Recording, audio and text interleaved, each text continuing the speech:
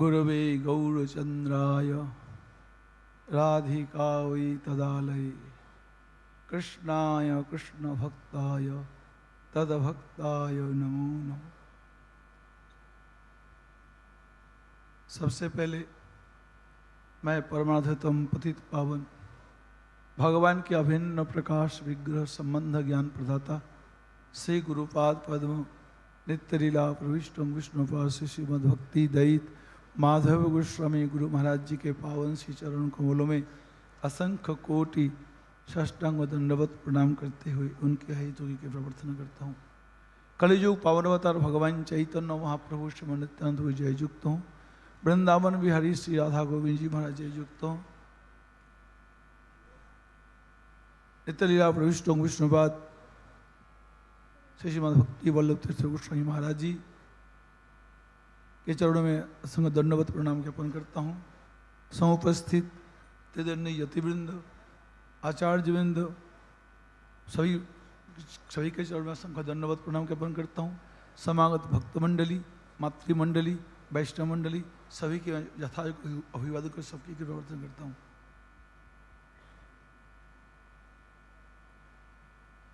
हरे कृष्णा।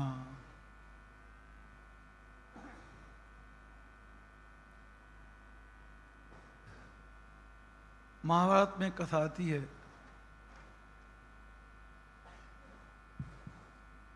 अर्जुन अश्वमेध यज्ञ के जब घोड़ा छोड़ा गया था, घोड़े के साथ साथ चलते चलते मणिपुर पहुंचे और मणिपुर में बभ्रुवाहन ने यज्ञ के घोड़ा को रोका। फिर अर्जुन से लड़ाई की तैयारी थी। बभ्रुवाहन की माने का बेटा वो तेरे पिता है, से लड़ाई मत करना। अर्जुन के चरणों में आके उसने माफी मांगी बहुत सारे खजाने दे करके और कहा कि आप मेरे पिताजी हैं, ये है सो है। अर्जुन ने उनको लात मारा, भाग जा यहां से, तू किसी गलत औरत का बच्चा, तू मेरा बच्चा नहीं है। तब जाकर के उसको गुस्सा चढ़ गया, क्या आप मेरी माँ के लिए ऐसी बात बोलते हो? फिर आ जाओ, मैं किसका बेटा हूं मैं बता देता हूं। फिर लड़ाई हुई और लड़ाई में बभ्रुवाहन ने अर्जुन को हरा दिया। हरा भी क्या दिया, सिर धड़ से अलग कर दिया। उसकी मां को सुनते ही बहुत बुरा लगा। वो फिर जाकर के बड़े लंबा प्रसंग है, फिर वो सिर भी जोड़ा गया, जिंदा भी हो गया। इसी प्रकार से भगवान राम भी लव कुश से लड़ाई में वहां भी राम जी हारे। कहने का मतलब है शिष्यात इच्छेत पराजयम, पिता अपने बाप से हारना चाहता है, गुरु अपने शिष्य से हारना चाहता है। हारना चाहता का मतलब क्या है? हमारा शिष्य एक आदर्शवान, एक चरित्रवान, एक भजनानंदी, एक निष्ठावान वैष्णव बने। ये हर गुरु की इच्छा होती है, तमन्ना होती है। तो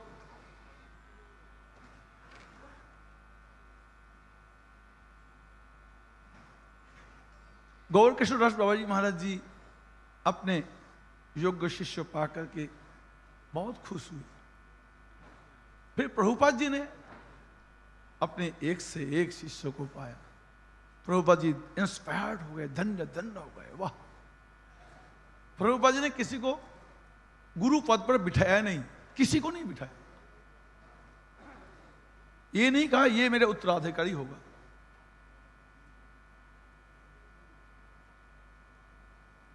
किसी को तो कर सकते थे, लेकिन नहीं। क्यों नहीं किया? प्रभुपाद जी देख रहे थे सबके सब गुरु होने के लायक है, किसको करूं किसको ना करूं।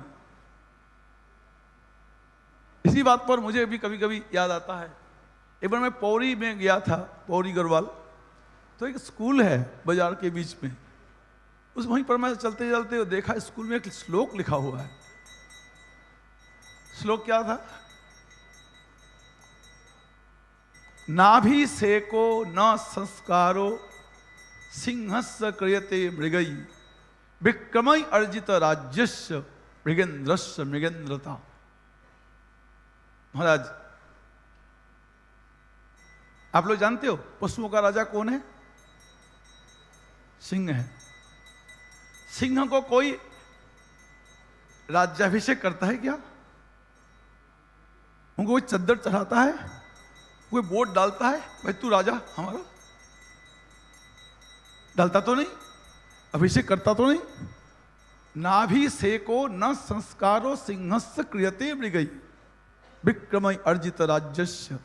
वो अपने विक्रम से ही महाराज देश को जीत लेता है, सब पशु पर अपने विजय प्राप्त करता है।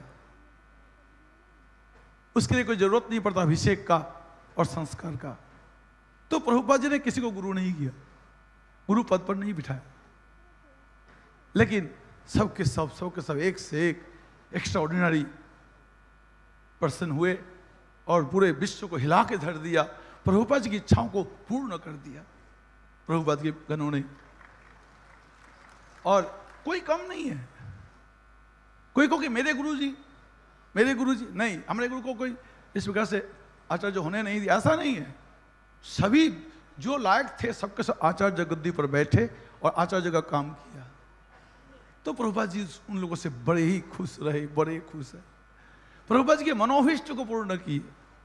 तो मेरे गुरु महाराज जी के मनोभिष्ट पूर्ण करने वाला मेरे शिक्षा गुरु, मेरे बड़े गुरु भाई नित्य लीला भक्ति बल्लभ तीर्थ गोस्वामी महाराज, उसने भी मेरे गुरु महाराज जी की इच्छा को पूर्ण किए।